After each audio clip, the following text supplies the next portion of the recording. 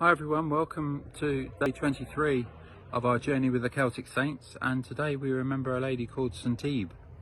She was the sister of various kings of Northumbria, and she learnt her faith over in Iona because there was a war between Northumbria and Mercia to the south, and so her father sent her brothers and herself off to Iona, where she learnt the Christian faith from Columba and others. And so when she returned and things had quietened down, she decided to devote her life to Christ, and she set up a monastery at a place called Coldingham, which is right up in the northeast corner of the Scottish borders, just as it turns into the Firth of Forth. And there she founded a monastery where she led a devout and holy life, deep in prayer. Unfortunately, those she gathered around her perhaps may have joined with the same intent, but unfortunately they didn't necessarily have the same level of conviction. And what happened was the abbey fell into disrepair, not just physically but also emotionally and spiritually and morally.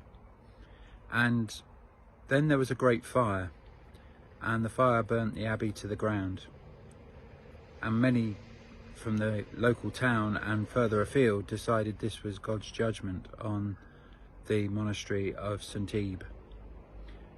Sounds very harsh. So what can we learn from all this? Well, we can learn that it's so easy, whether it be in the rest of life, exam grades are coming out over these days, or whether it be in the jobs that we have. How often when we go to a dinner party or whatever, somebody says, what do you do, in order to try and work out where do you fit into the pecking order of things, or whether it be that in church we can so easily compete or compare with our brother or our sister next to us. All we can ever do really is to try and live as faithful a life as we can, and to be an inspiration to others if we can, and allow them to inspire us, and together we build each other up into a community of love. And I'm sure that's what Centebe tried to do. So it wasn't a judgment so much on her, although it sounds as though things around her didn't necessarily go as well as she had hoped. And that can be a real big challenge to somebody when those around you maybe start out on the same journey, and yet they're trying maybe as best they can to be faithful, but you can look to them and think, well, where are you? And that can be hard. It can be hard to keep going, it can be hard to stay faithful, and that can be true in families, that can be true in friendship groups, that can be true in home groups, in church even. Try not to judge. Try not to judge. We're all on a journey, and by God's grace I pray that we'll all be brought home. And it's just that for those of us who decide that we want to commit to a deeper life of prayer, it's just that we have the joy of that. Not that we're somehow better than or elitist, but we just have the joy of seeking to know Christ ever deeper in our life. And that surely is true of Centebe and those who remain faithful in these days. But then when we look to our brothers and sisters, may we always have those words of Jesus in our mind. The measure by which we measure others will be the measure by which we are measured. Complicated, isn't it? But actually it's very simple. Because the bigger our heart, the bigger we can see the love in the other person. How do we respond to that?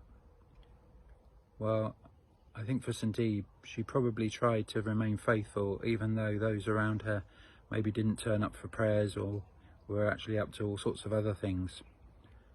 But she chose to stay faithful to Christ, not out of some sort of piety and some sort of aesthetic as though she was better than anyone else or above anyone else or more spiritual than anyone else, but just because that's where she placed her first love, in Christ.